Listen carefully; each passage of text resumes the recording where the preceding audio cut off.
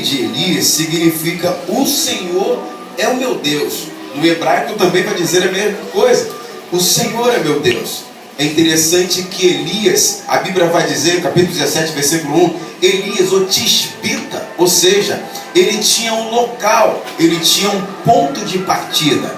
Elias não veio do nada. Lembrando, quando você estuda sobre o tisbita, no lugar onde ele viveu, em Gileade, era um local totalmente de pedra, ou seja, de caverna. Ele habitava ali.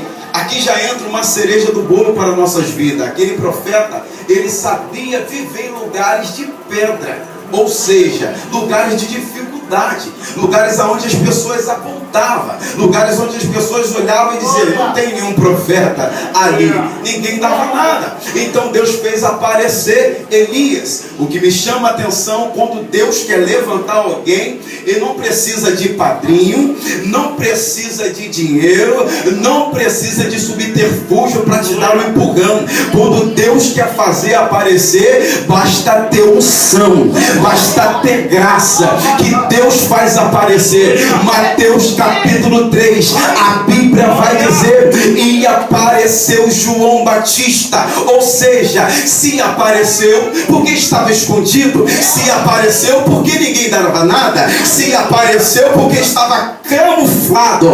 Mas a Bíblia diz: e apareceu João Batista. Sabe o que eu aprendo aqui? Quando eu quero aparecer, Deus me esconde. Mas quando Deus quer fazer eu aparecer, até o diabo tem que enxergar aquilo que Deus levantou. Eu me chama a atenção aqui, é que Elias aparece. Quando ele aparece aqui em Israel, ele já vai mandar um recadinho para Israel. Aleluia. Segundo a minha palavra, não vai chover aqui em Israel. Aleluia. Observe uma coisa: sacerdote e profeta. Sacerdote, ele entra no templo, ele pega da oferta do povo, sacrifica e deixa no altar, para Deus receber aquele sacrifício e responder a oferta que foi depositada no altar. Agora profeta não.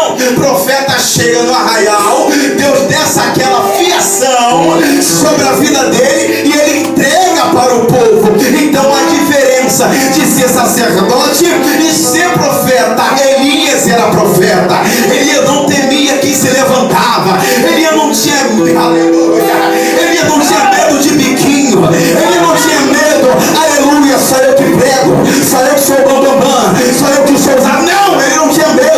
Quando Deus mandava, ele pregava. Mas a Bíblia vai dizer aqui que Deus não vai usar Elias. Elias que é usado aqui nessa história. Segundo a minha palavra, não vai chover mais aqui. O que é que Deus faz? Deus dá ordem aos anjos. Os anjos tampam a torneira, a sedai celestial, e para de chover. Aleluia. Aí agora a Bíblia vai dizer que agora acabou a água, torneira fechou. Aí aquilo que ele profetizou, Deus vai fazer ele viver.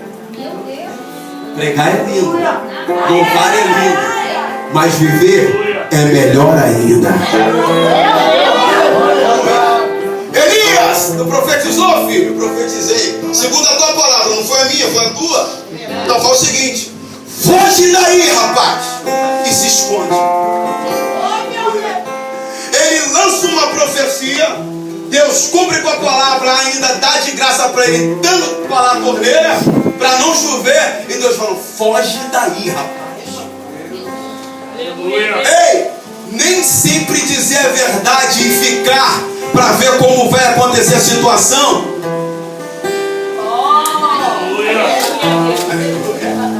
Eu vou entregar tudinho. Eles entregam, Deus, foge. Por quê? Estão querendo a tua vida, estão querendo te matar. Aí a Bíblia diz que ele se esconde. Agora, quando a Bíblia diz para mim e para você, em 1 17, Israel 17 aqui, 1 Reis 17, versículo 3, retira-te daqui, vai para o Oriente, esconda-te junto ao ribeiro de Querite. Quando você estuda Querite no hebraico, significa, aleluia, aquele que desce juntamente ao ribeiro do Jordão.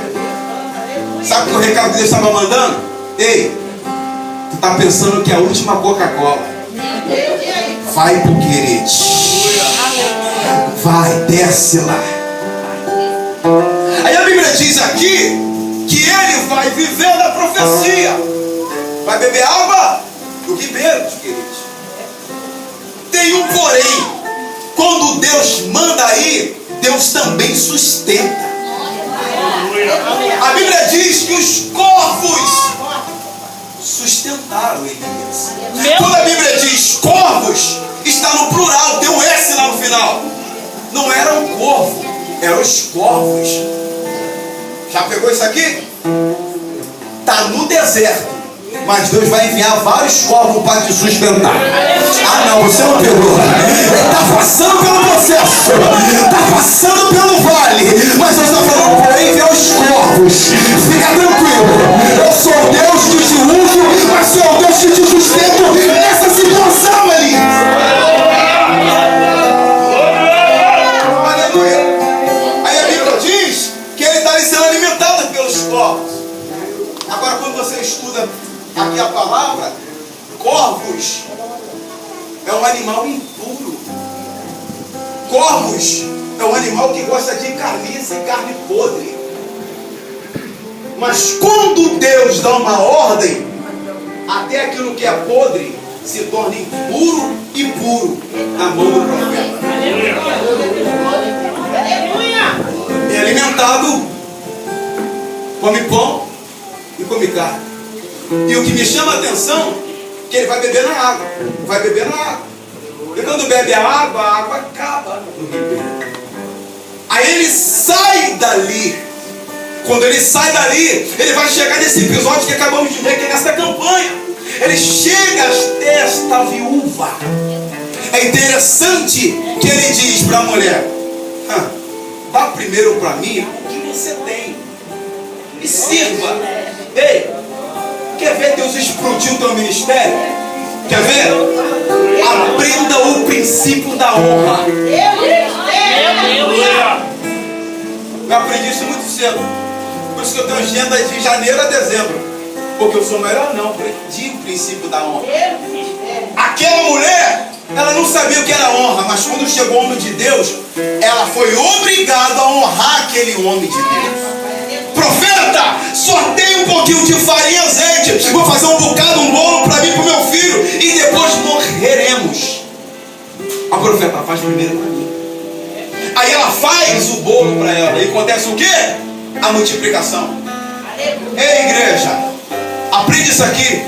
Há uma diferença de transformação e multiplicação. Tem gente que vê uma campanha como essa e pede: Deus, multiplica.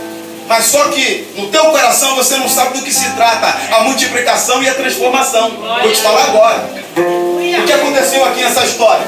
Multiplicação. Ela tinha um pouquinho de farinha, um pouquinho de azeite. Agora deixa eu dizer uma coisa para você. Na casa de crente, na casa de profeta, pode até acabar, mas não vai faltar.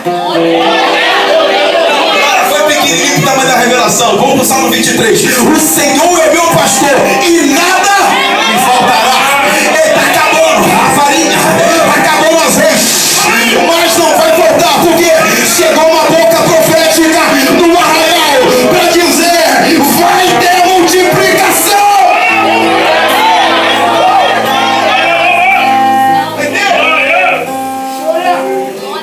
Transformação, multiplicação. Olha para cá. João 2. Bonaga Caniné, casamento. A Bíblia diz que está todo mundo na festa. E porventura, homem de Deus, obrigado pelas águas, se acaba o vinho. Agora deixa eu dizer uma coisa para você. Era um casamento. A festa estava no meio. Até o final da festa, acabando o vinho, traria vergonha para o casamento e seria uma tragédia para o casamento. Mestre-sala, qual é a função do mestre-sala? Organizar a festa. Já viu quando alguém faz um banquete? Ó, teu casamento vai ser assim, vai ter o bolo assim, vai ser no salão assim. Você que está solteira já vai pegando. Vai ser nesse melhor local. Você vai convidar 1000 pessoas, porque o banquete quem vai bancar vai ser o Senhor. Aí Jesus está falando, aleluia. O mestre Sala está no casamento. O mestre Sala ele vai observando, ele vai supervisionando. A comida está boa, a noiva está bem arrumada, o noivo está bem arrumado, os vinhos estão sendo servidos. Aí porventura ele está olhando a situação, mas chega agora e o servente diz: Maria, acabou o vinho.